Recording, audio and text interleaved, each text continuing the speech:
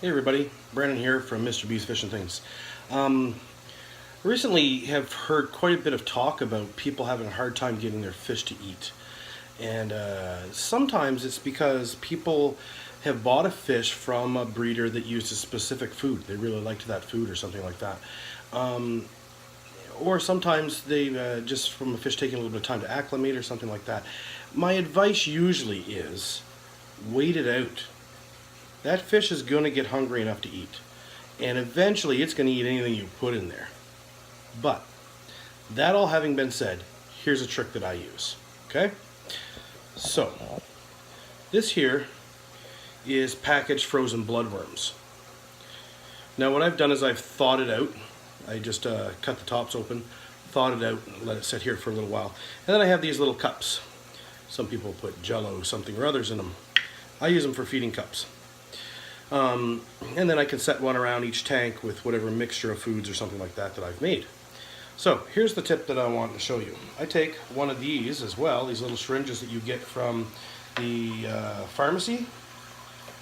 They'll hand them out free.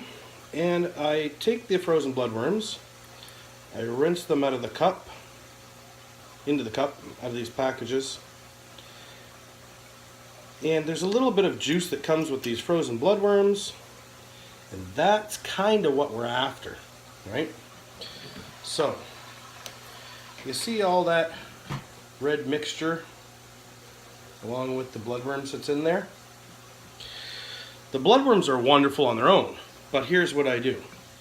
I take my food of choice, I appropriately size for the fish that you're trying to get to eat. Now, these ones here, you can see approximately what the size is.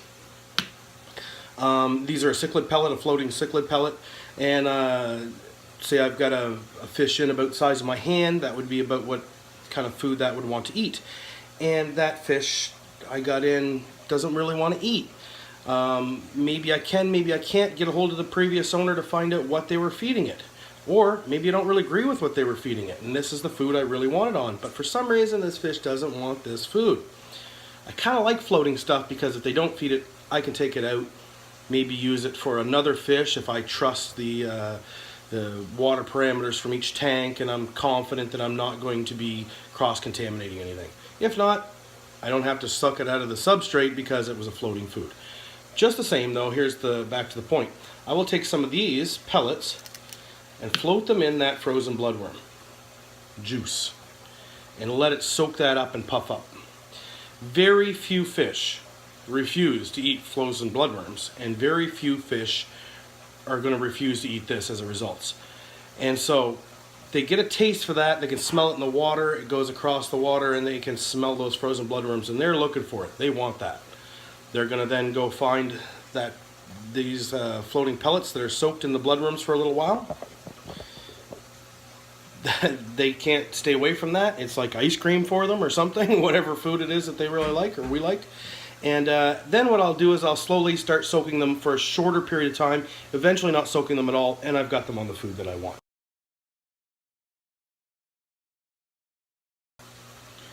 Something else I'll do is sometimes if I'm trying to get fish to spawn, I'm having a hard time getting them to spawn. Maybe they're going through some of the motions, or if I do a water change and they kind of look like they're getting ready to, but for some reason they don't. Most of the time, they're just not ready. Give them a little time. But sometimes they need a little kick, because what it is they're looking for the conditions to be right. That's why they're spawning. They want to know that there's lots of food, plentiful food, good protein, and that they're getting good water, that sort of thing. That's what induces a lot of these bigger cichlids that I keep to spawn. And sometimes they need that last little kick in the pants, and frozen bloodworms is what I use.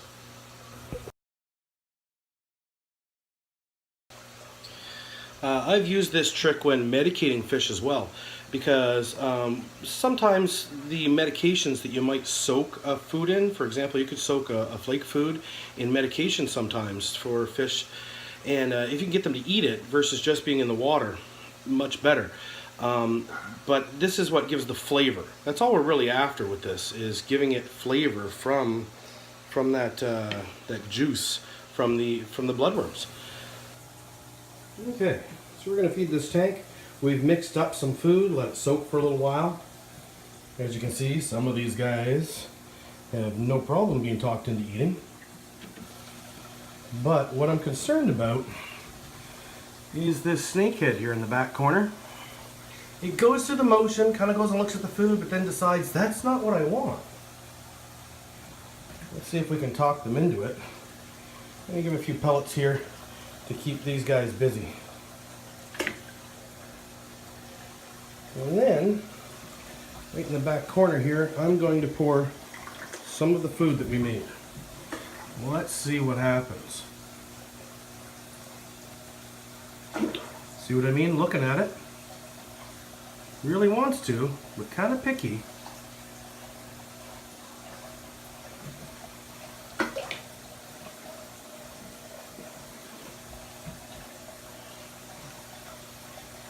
Where's this guy eat?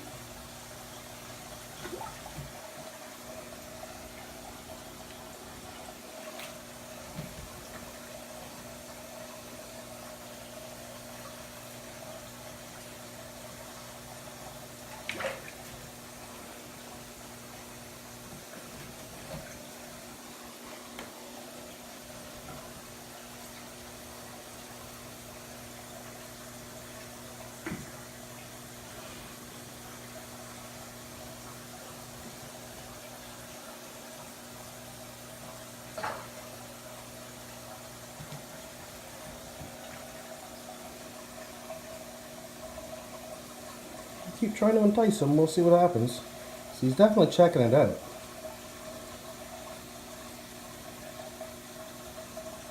And there's a nibble.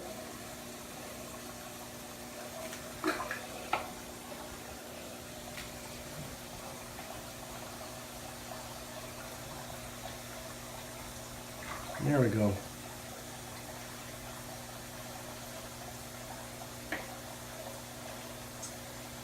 That's what we're looking for. Hey look, he likes it.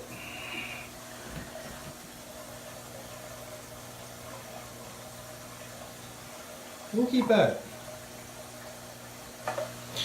Quick note on the food that we're making here. Bloodworms can cause the fish to have a constipation problem, so you're going to want to do this sparingly and really observe what's going on with that fish. Make sure that you're not just creating a new problem, okay?